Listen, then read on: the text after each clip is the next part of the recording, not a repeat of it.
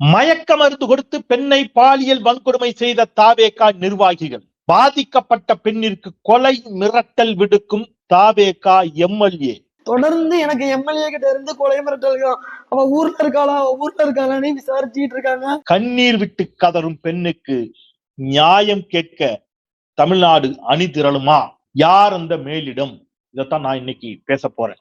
கொஞ்ச நேரத்துல பார்த்தா அவர் சீண்டல் ஃபுல்லுமே என் மேல சீஞ்சி, விடிய காலம் தெளிஞ்சதுக்கு அப்புறமும் நான் பாரு உனக்கு இருக்கு சரவணன் பேர சொல்லி தானே நீ கூட்டிட்டு வந்த, இப்ப நான் அவர்கிட்ட பேய்க்கிற பாரு அப்படின்னு சொல்லி சத்தம் மாட்டேன். போ, உன்னை வர சொன்னதே சரவணன் தானே, அவன்டவே கேளுப்போ.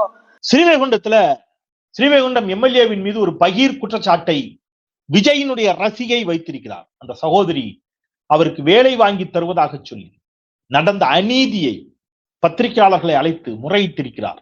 நீதி கேட்கிறார், கண்ணீர் வடிக்கிறார். ஆனால் கள்ள மௌனம் சாதித்துக் கொண்டிருக்கிறார்கள். இங்கே சில பேர் கள்ள மௌனம் சாதிக்கிறார்கள். எனக்கு தாவேக்காரங்களை பார்த்து கூட எனக்கு கோபம் வரல.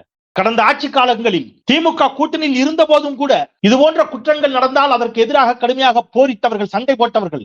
இல்லாத ஒன்றை ஊதி பெரிதாக்கி யார் அந்த சார் என்று அண்ணா பல்கலைக்கழக விவகாரத்தில் கேள்வி எழுப்பியவர்கள் இன்றைக்கு பகிரங்கமாக தாவேகா எம்எல்ஏ மீது ஒரு பெண்மணி பகிரங்கமாக குற்றச்சாட்டு சொன்ன பிறகும் எல்லாரும் கள்ள மௌனம் சாதிக்கிறீர்களே, இதனுடைய பெயர் என்ன அப்படிங்கறதையும் நான் இன்னைக்கு இங்க கேட்கணும்னு நினைக்கிறேன். இதை பத்தி விரிவாக தமிழ் கேள்வி இன்றைக்கு நான் பேச இருக்கின்றோம். விரிவாக பேசுவோம், வீடியோக்குள் செல்வோம் கனத்த இதயத்தோடு. நீங்க ஒரு பெண்மணி பேட்டி கொடுக்குறாங்க. அந்த பெண்மணி விஜய் ரசிகை, அவங்க பேரை நம்ம சொல்லக்கூடாது, அதனால சொல்லல. அந்த பெண்மணி என்ன சொல்றாங்க, 2 பேர் பாலமுருகன், ஜெயபால் என்ற 2 தாவேகா நிர்வாகிகள் அந்த பெண்மணிக்கு வேலை வாங்கி தருவதாக சொல்லி அழைத்து சென்று ராமநாதபுரம் அழைத்து செல்வதாக சொல்லி கார்ல போற வழியில குளிர்பானம் என்று சொல்லி குளிர்பானத்தில் ஏதோ ஒன்றை கலந்து கொடுத்து அவருக்கு ஒரு மயக்க மருந்து மாதிரி அல்லது போதைப் பொருளை ஒன்றை கலந்து கொடுத்திருக்கிறாங்க. ராமநாதபுரம் மாவட்டம் ஏர்வாடியில ஒரு தர்கா இருக்குது. அந்த தர்காவிற்கு அருகில் இருக்கக்கூடிய ஒரு லாட்ஜில ரூம் எடுத்து, லேட் ஆயிடுச்சு, நாம இனிமேல் போக முடியாது, ரொம்ப லேட் ஆயிடுச்சு, நைட்டு இங்கேயே தங்கிடுங்க, வண்டி ஓட்ட முடியாது அப்படின்னு சொல்லி நைட்டு 2 பெண்கள், இவங்க 2 பேர், அந்த பெண்களுக்கு தனி அறை, இவங்களுக்கு தனி அறை புக் பண்ணிட்டு கதவை பூட்டிடாதீங்க, நாங்க சாப்பாடு வாங்கிட்டு வர்றோம், கதவை பூட்டிடாதீங்கன்னு சொல்லிட்டு சாப்பாடு வாங்க போறதா சொல்லி போயிட்டு வந்தவர்கள் இவர்கள் கொடுத்த குளிர்பானத்தால் மயங்கி கிடந்த அந்த பெண்களை பாலியல் ரீதியாக வன்கொடுமைக்கு உள்ளாக்கி இருக்கிறார். காலையில் அந்த பெண்களுக்கு நிலைமை தெளிந்த பிறகு, புரிந்த பிறகு மீண்டும் மிரட்டி வற்புறுத்தி பாலியல் வல்லுறவு செய்திருக்கிறார்கள். அந்த சகோதரி கதறி கண்ணீரோடு பேட்டி அளிக்கிறார். அவங்க சொல்லியிருக்கிறாங்க, இதுல எங்க பெரிய சிக்கல் அப்படின்னு கேட்டீங்கன்னா, அந்த நிர்வாகிகளிடம் அந்த சகோதரி சொன்ன வார்த்தை, அதுதான் ரொம்ப முக்கியமான வார்த்தை. சரவணன் சொல்லித்தானே நீ என்ன அழைச்சிட்டு வந்த, சரவணன் நான் சொல்றேன் பாரு அப்படின்னு சொல்றாங்க. அந்த சரவண அண்ணன் அப்படிங்கிறவர் யாருன்னு கேட்டீங்கன்னா, இன்றைக்கு திருவைகுண்டத்தினுடைய தாவேகா எம்எல்ஏ, ஸ்ரீவைகுண்டம் சட்டமன்ற உறுப்பினர். அவர்கிட்ட நான் சொல்றேன் அப்படின்னு சொன்னதற்கு அந்த இருவரும் சொன்ன பதில் தான் அதிர்ச்சி அளிக்கக்கூடிய பதில். போ, சரவணன் தானே உன்னை கூட்டிட்டே வர சொன்னது. எப்படி? சரவணன் தானே உன்னை கூட்டி வர சொன்னது என்று சொன்னார்கள். போ, நீ எங்க வேணாலும் போய் சொல்லு, யார்கிட்ட வேணாலும் போய் சொல்லு, விஜய்கிட்ட வேணாலும் போய் சொல்லு, எப்படி விஜய்கிட்டே வேணாலும் போய் சொல்லு என்று சொல்லி மிரட்டினார்கள் என்று அந்த சகோதரி பேசுகிறார். நீங்க மீண்டும் என்ன செய்யுங்க, நான் அந்த சகோதரியுடைய அந்த வார்த்தையை மட்டும் ஒரு வாட்டி நீங்க கேளுங்க, கேட்டீங்கன்னா உங்களுக்கு புரியும், நீங்க கேளுங்க. கொஞ்ச நேரத்துல பார்த்தா அவர் சீண்டல் ஃபுல்லுமே என் மேல சீஞ்சி, விடிய காலம் தெளிஞ்சதுக்கு அப்புறமும் நான் பாரு உனக்கு இருக்கு சரவணன் பேர சொல்லி தானே நீ கூட்டிட்டு வந்த, இப்ப நான் அவர்கிட்ட பேய்க்கிற பாரு அப்படின்னு சொல்லி சத்தம் மாட்டேன். போ, உன்னை வர சொன்னதே சரவணன் தானே, அவன்டவே கேளுப்போ, ரொம்ப நியாயம் கேட்கணும், போய் விஜய் போய் கேளு அப்படின்னு சொல்லிட்டு அவங்க 2 பேருமே இல்லைன்னா கொன்னுருவேன் அப்படின்னு சொல்லி ஜெய் ரொம்ப மிரட்டினா. கேட்டீங்களா? இதான் அந்த பெண்மணி எக்ஸாக்டா சொன்ன வார்த்தைகள். இப்ப என்னுடைய கேள்வி எல்லாம், சிங்கப்பெண் படையை கட்டி எழுப்பிய தமிழ்நாடு முதலமைச்சர் அவர்களே, உங்களுடைய சட்டமன்ற உறுப்பினரை கைது செய்வீர்களா?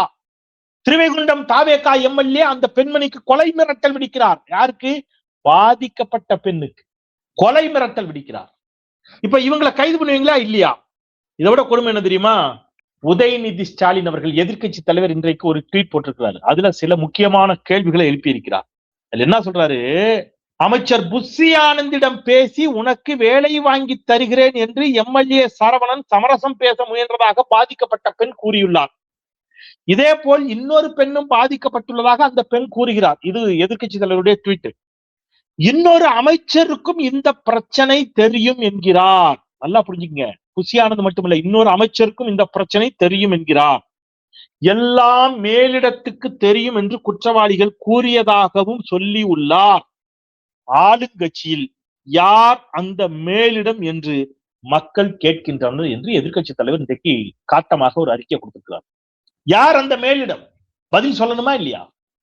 அந்த பாதிக்கப்பட்ட சகோதரி சொல்றாங்க, நான் மட்டுமல்ல இன்னும் ஒரு பெண்ணும் பாதிக்கப்பட்டிருக்கிறார் இந்த விவகாரத்தில்.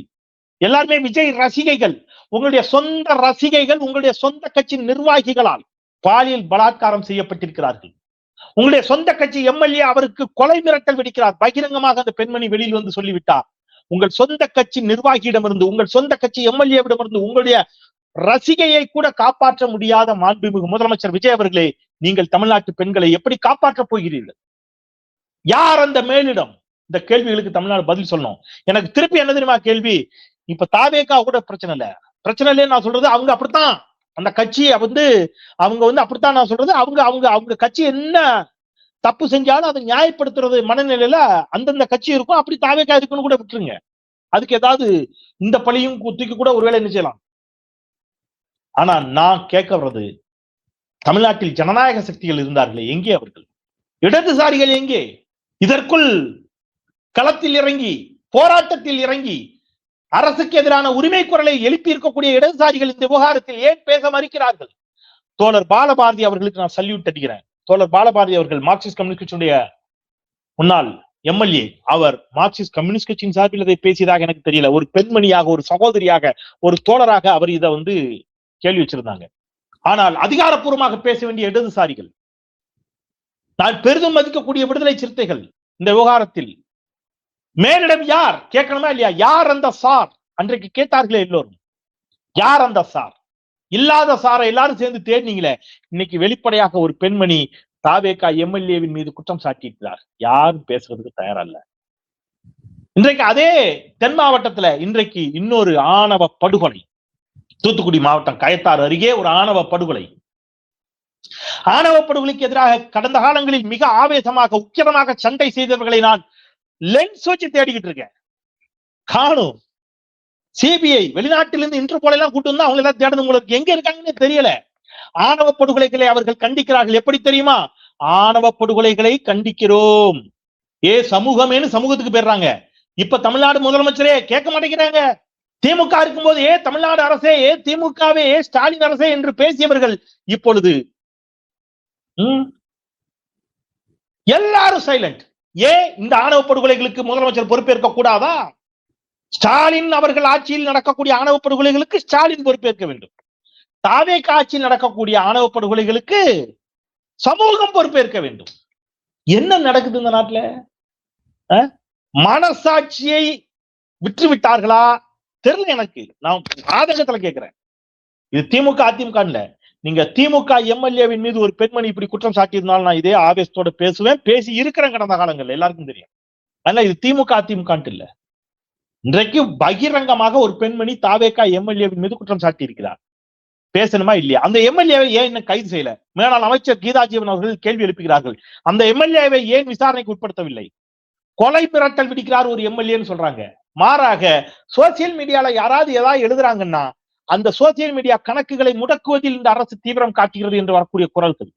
அப்ப சோசியல் மீடியாவில் ஏதேனும் விமர்சனங்களை வைக்கக்கூடியவர்களை கைது செய்வது அல்லது அவருடைய சமூக வலைதள பக்கங்களை முடக்குவதில் காட்டக்கூடிய ஆர்வத்தை உங்கள் சொந்த கட்சி எம்எல்ஏவின் மீது வந்திருக்கக்கூடிய குற்றச்சாட்டுகளுக்கு எதிராக மாண்புமிகு தமிழ்நாடு முதலமைச்சர் நடவடிக்கை எடுப்பாரே என்று சொன்னார். நான் பாராட்ட தயார், உள்ளபடியே பாராட்ட தயார். நீங்க என்ன சொன்னீங்க நேத்து சிங்கப்பெண் தொடக்க விழாவில்? என்ன சொன்னீர்கள்? திமுக ஆட்சி காலத்துல என்ன சொன்னீங்க? ஆளுங்கட்சி தான் பொறுப்பு. உங்க ஆட்சி நல்லா இருந்தா பெண்களுக்கு ஏன் சார் பாதுகாப்பு இல்ல? உங்க ஆட்சி ஒழுங்கா இருந்தா குழந்தைகளுக்கு ஏன் சார் பாதுகாப்பு இல்லைன்னு கேட்டீங்க. சிங்கப்பெண் தொடக்க விழால என்ன சொன்னீங்க?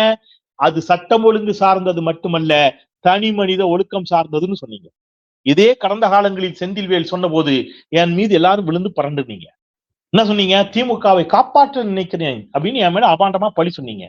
ஊடக விவாதங்களில் கலந்து கொண்ட தாவேகா ஆதரவாளர்கள், சில மூத்த பத்திரிகையாளர்கள், என்னுடைய சக நண்பர்கள்லாம் கூட நான் திமுகவை காப்பாற்றுவதற்காகத்தான் இதற்கு சமூகத்திற்கும் பொறுப்பு இருக்கிறது என்று நான் பேசியதாக சொன்னீர்கள். இன்னைக்கு விஜய் அவர்கள் யாரை காப்பாற்றுவதற்காக சமூகத்திற்கும் பொறுப்பு இருக்கிறது என்று பேசுகிறார்? கேட்க மாட்டீங்க. இப்ப என்னோட கேள்வி, மாண்புமிகு முதலமைச்சர் அவர்களே, தனி மனித ஒழுக்கம் அதுவும் முக்கியம் அப்படின்னு நீங்க சொன்னீங்க. எஸ், உண்மை. ஒரு அரசால மட்டுமே எல்லா குற்றத்தையும் கட்டுப்படுத்தி விட முடியுமா அப்படின்னா இல்ல, சமூக மாற்றம் முக்கியம்தான். நான் ஒத்துக்கிறேன் உங்க வார்த்தையில. அந்த தனி மனித ஒழுக்கத்தோடு உங்கள் எம்எல்ஏ நடந்து கொண்டாரா என்பதை நீங்கள் விசாரிக்கவாவது உத்தரவிடுவீர்களா? அதான் கேள்வி. இந்த கேள்வி, உங்கள் கட்சி நிர்வாகிகள் அந்த பெண்ணை மயக்க மருந்து கொடுத்து பாலியல் வல்லுறவு செய்திருக்கிறார்கள். அந்த பெண்மணி கத்தி கதறுகிறார், கண்ணீரோடு பேட்டி அளிக்கிறார். முடிஞ்சா விஜய்டே வேணாலும் போய் சொல்லுன்னு சொல்றாங்கன்னா எவ்வளவு ஆணவம், எவ்வளவு திமிர். அப்ப இதை நீங்க சட்ட ரீதியாக நடவடிக்கை எடுத்து நீங்கள் இது போன்ற குற்றங்களை ஒருபோதும் அனுமதிக்க மாட்டேன் என்பதை உறக்க சொல்ல வேண்டும் நாட்டிற்கு. நீங்க மேடையில ஆவேசமா பேசினா போதாது, உங்களுடைய நடவடிக்கைகள் அதை உறுதி செய்ய வேண்டும். அப்புறம் அந்த பெண்மணி சொன்னதை பற்றி எதிர்க்கட்சி தலைவர் 2 கேள்வி, முக்கியமான கேள்வி எழுப்பியிருக்கிறார். என்ன கேட்கிறாரு? அமைச்சருக்கு தெரியும், வேறொரு அமைச்சருக்கும் தெரியும் என்று அந்த பெண்மணி சொல்லி இருக்கிறதாக எதிர்க்கட்சி தலைவர் சொல்கிறார். யார் அந்த அமைச்சர்? அப்ப அமைச்சர்கள், தாவேக அமைச்சர்கள் ஒரு பாலியல் குற்றவாளிக்கு ஆதரவாக செயல்படுகிறார்களா என்ற கேள்வியை எதிர்க்கட்சி தலைவர் எழுப்பி இருக்கிறார்கள். மேலிடத்துக்கு தெரியும் என்று சொல்கிறார்கள். மேலிடம் என்றால் யார் அந்த மேலிடம்? அதிமுக பொதுச் செயலாளர் எடப்பாடி பழனிசாமி ஒரு கேள்வி எழுப்பி இருக்கிறார். என்ன தெரியுமா கேட்கிறார்? சிங்கப்பெண் படைக்கான முதல் வழக்கே ஆளுங்கட்சி வழக்கா? ஒரு எம்எல்ஏ இச்செயலுக்கு அப்பெண்ணிடம் சமரசம் பேசுவதை முதல்வர் ஏற்கிறாரா? அமைச்சருக்கு தெரியும், மேலிடத்திற்கு தெரியும் என்றெல்லாம் தெனாவட்டு பேச்சுக்கள் வருகிறது என்றால் அப்படி என்ன மேலிடம்? யார் அது? யார் அந்த மேலிடம்? முதல்வரா அல்லது முதல்வரை தாண்டிய ஏதேனும் பவர் சென்டரா என்று முன்னாள் முதலமைச்சர், அதிமுகவின் பொதுச் செயலாளர் ஐயா எடப்பாடி கே பழனிசாமி அவர்கள் இன்றைக்கு அந்த கேள்வி எழுப்பியிருக்கிறார். என்ன நடக்குது நாட்டுல? இன்னைக்கு சுத்தியில வச்சு ஒரு இடத்துல அடிச்சு கொண்டுட்டாங்க, கொலைன்னு ஒரு செய்தி. ஒரு சின்ன பையன், அவன் கொத்தடிமையாக வேலைக்கு அமர்த்தப்பட்ட பையன், அவன் மீது இன்னைக்கு காலையில எந்திரிச்சா வர்ற செய்தி எல்லாம் கொலை, கொல்ல, பாலியல் வல்லுறவுகள், பாலியல் வன்கொடுமைகள், போதை ஊசி செலுத்தி, போதை பொருள் கொடுத்து, மயக்க மருந்து கொடுத்து, இப்படித்தான் டெய்லி காலையில பேப்பர் திறந்தா செய்தி வருகிறது. தமிழ்நாடு முழுவதும் மின் வெட்டு. ஏன் மின்தடை? லோ வோல்டேஜ் பிரச்சனையால ஏசி எல்லாம் பழுதா போகுது. மக்கள் தினசரி போராட்டத்துல இருக்கிறாங்க. இந்த பாருங்க, பேத்து ஊத்திக்கிட்டு இருக்கு பாருங்க. என்ன காரணம்? கண்டுபிடிக்க தெரியல. அதற்கும் திமுக அரசு, எல்லாவற்றுக்கும் திமுக அரசு. இந்த ஒரு படத்துல பிரகாஷ்ராஜ் சொல்லுவாரு, 2 மிர்ச்சி சிவா நடிச்சிருப்பாரு, 2 அந்த தில்லுமுள்ளு படத்தை அப்படியே ரீமேக் பண்ணிருப்பாங்க. ஒருத்தருக்கு கண்ணு பூனைக்கண் மாதிரி வச்சிருப்பாங்க. உடனே கேட்பாரு, அது 2 பேர்ல ஒருத்தருக்கு மட்டும் எப்படி அப்படின்னா, அது காரணம் அந்த பூனை தான். பூனையா? எப்படி பார்க்கணும்னா, அந்த எங்க அம்மா போகும்போது குறுக்க அந்த பூனை வந்துருச்சு, பூனையை பார்த்துட்டாங்க. பூனையை பார்த்த உடனே அவங்க கண்ணு பூனைக்கண் ஆயிடுச்சு அப்படின்னு இருப்பாரு. அது சரிப்பா, வயிற்றுக்குள்ள 2 பேர் இருந்தீங்கல்ல, ஒருத்தருக்கு மட்டும் பார்த்துட்டுனா 2 பேருக்கு தானே பூனைக்கண் வந்திருக்கணும் அப்படிப்பாங்க. அந்த மாதிரி. அப்புறம் கேட்பாரு இன்னொன்னு, அவன் ஏன் இப்படி திருடுறான்? அதுக்கும் அந்த பூனை தான் சார் காரணம். என்ன பண்ணி எல்லாத்துக்கும் பூனைன்னு பூனையே சொல்லிட்டு இருந்தா எப்படி? இல்ல சார், பூனை என்ன பண்ணும், சின்ன பிள்ளைல எல்லாம் கேக் எங்கனாலும் எடுத்து திருடி சாப்பிட்டுரும், அதே மாதிரிதான் சார் அவன் அப்படின்னு சொல்லுவாரு. அந்த மாதிரி எல்லாத்துக்கும் பூனைன்னு பூனையே சொன்னா அப்படின்னு அந்த படத்துல ஒரு காமெடி வரும். அந்த மாதிரி எல்லாத்துக்கும் திமுக. வீட்டுல நடக்கிற அண்ணன் தம்பி சண்டை, அக்கா தங்கச்சி சண்டை, அப்பா பையன் சண்டை, புருஷன் முண்டாட்டி சண்டைக்கும் திமுக தான் காரணமா? என்ன சார், என்ன லாஜிக்? நியாயத்தை பேசுங்க. ஒரு அரச உங்க கையில பொறுப்பை கொடுத்திருக்கிறாங்க. கேள்வி ஒன்றுதான், பாதிக்கப்பட்ட பெண் யாரோ இல்ல, உங்களுடைய ரசிகை, விஜயினுடைய ரசிகை, வேற யாரோ இல்ல. வேலை வாங்கி தரேன்னு சொல்லி மோசடி பண்ணிருக்காங்கன்னா இதுக்குள்ள நீங்க விசாரிச்சுக்கணுமா இல்லையா? அவங்க அந்த குற்றச்சாட்டை சொல்லி மணி எத்தனை மணி நேரம் ஆச்சு, எவ்வளவு நாள் ஆச்சு? நேரடியாக சொல்றாங்க, தாவேகா எம்எல்ஏவுக்கு தொடர்பு இருக்கு, அவர் தான் கூட்டு மிரட்டுறாரு, கொலை மிரட்டல் விடுக்கிறாரு, சரவணன் தான் உன்னை கூட்டு வர சொன்னான்னு சொன்னதாக அந்த பெண்மணி சொல்லுகிறார். யாரு? சரவணன்கிறது எம்எல்ஏ, தாவேகா எம்எல்ஏ. அவர்கிட்ட நான் புகார் சொல்லுவேன்னு சொன்னா, அவன் தான் உன்னை கூட்டே வர சொன்னான். அவனுங்கிற வார்த்தையை நான் பயன்படுத்தல, அந்த பெண்மணி பயன்படுத்துறாங்க. அவன் தான் கூட்டு வர சொன்னான் அப்படின்னு சொல்லி சொல்றாங்க. அப்ப இதெல்லாம் கேட்க வேண்டிய, போராட வேண்டிய அமைப்புகள், கேட்க வேண்டியவர்கள். நான் ஏன் போராட வேண்டிய? அப்ப நான் அதான் கத்திக்கிட்டு இருக்கேன். நான் எல்லா காலத்திலும் எனக்கு இருக்கக்கூடிய ஒரே தளம் யூடியூப்லயும் சமூக இடங்களையும் கத்துறேன். அமைப்புகளாக, சங்கங்களாக, கட்சிகளாக இது போன்ற விவகாரங்களில் கடந்த காலங்களில் குரல் கொடுத்தவர்கள் இப்பொழுது கள்ளமௌனம் சாதிப்பீர்கள் என்று சொன்னால் உங்களுடைய நோக்கம் என்ன அப்படிங்கிறதான் நான் கேட்கிறேன். தலித்துகளுக்கு எதிராக இவ்வளவு அட்ராசிட்டிஸ் நடக்குது, அவ்வளவு ஆணவ படுகொலைகள் நடக்குது. என்னன்னு தெரியல. ஒரு டைரக்டர்லாம் இருப்பாரு, ஒரு இயக்குனர், படங்களா எடுக்க போயிட்டாரா, எங்கேயாவது வெளிநாட்டுக்கு போயிட்டாரான்னு தெரியல, ஹிந்தி படம் எடுக்க ஏதாவது மும்பை போயிட்டாரான்னு தெரியல. அவர்லாம் திமுக ஆட்சியா இருந்தா கொந்தளிப்பாரு தெரியுமில. எங்க அப்பா அவரெல்லாம் இப்ப காணும், எங்க இருக்காருன்னு தெரியல. அட்லீஸ்ட் ஒரு ஏட்டையாவையாவது கண்டிப்பாரு. இப்ப அதுவும் விட்டார். சட்டம் ஒழுங்குக்கு திமுக ஆட்சியில ஸ்டாலின் ஸ்ட்ரைட்டா நாட்டாமட்டு பங்காளி, பங்காளி டு நாட்டாம, ஸ்ட்ரைட்டா நாட்டாமட்ட தான் கேள்விலாம். ஏ ஸ்டாலினே அப்படின்னு கேட்பாங்க.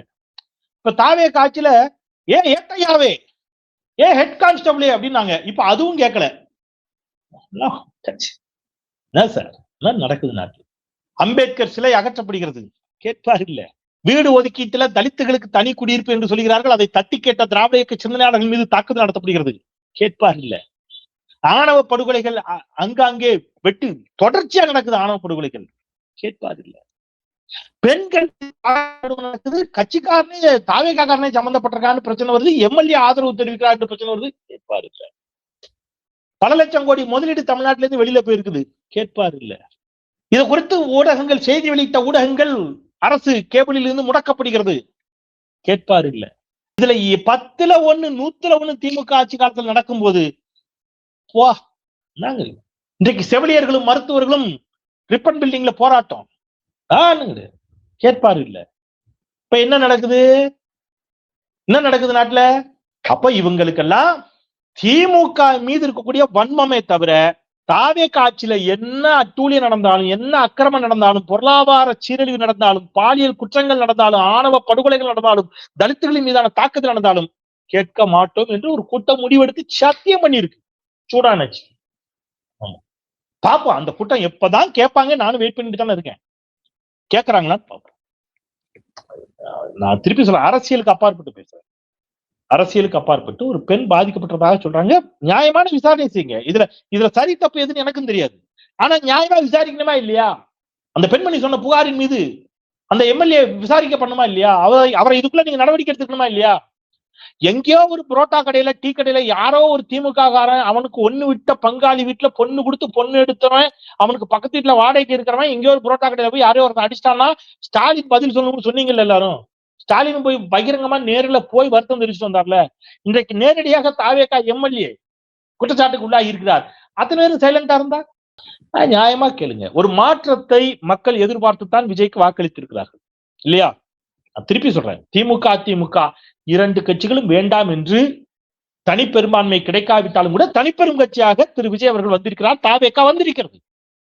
எதுக்கு எதுக்கு மக்கள் எதுக்கு உங்களுக்கு ஓட்டு போட்டாங்க? குறிப்பா பெண்கள், குறிப்பா மாணவிகள், குறிப்பாக இளம் பெண்கள், குறிப்பாக குழந்தைகள் தங்கள் வீட்டில் பெற்றோர்களை விஜய்க்கு வாக்களியுங்கள் என்று கேட்டு வாக்களிக்க சொன்னது எதற்கு?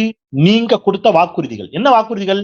பெண் பாதுகாப்பு, குழந்தைகள் பாதுகாப்பு. இதுதான் நீங்க சொன்ன பிரதான வாக்குறுதி. சட்டம் ஒழுங்கு, பெண்கள் மீதான பாதுகாப்பு, குழந்தைகளுக்கான பாதுகாப்பு, இதான் நீங்க பிரதானமா முன்வைத்தது கடந்த தேர்தல்ல. ஆனால் அதுதான் மிக மோசமாக இருக்கிறது என்று சொன்னால் இதற்காக உங்களுக்கு வாக்களித்தார்கள் மக்கள். உங்களுக்கு வாக்களித்தவர்கள் இந்த கேள்வியை கேட்பார்களா இல்லையா?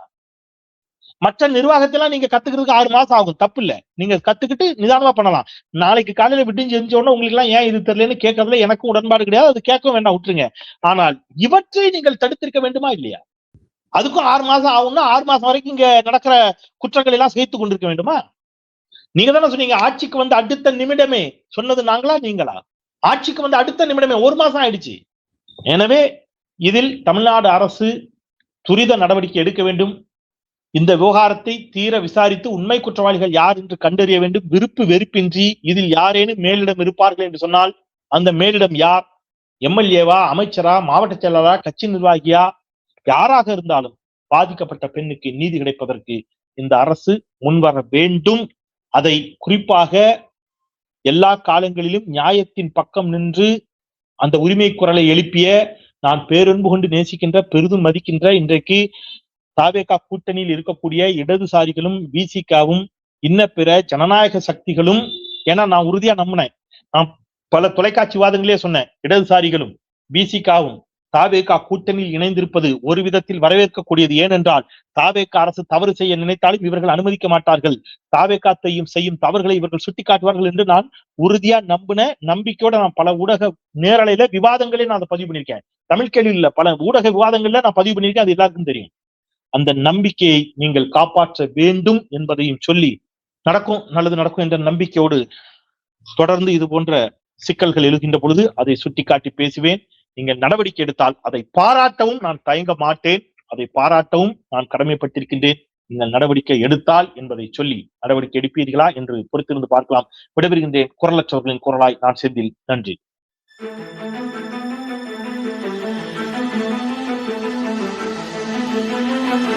Thank you.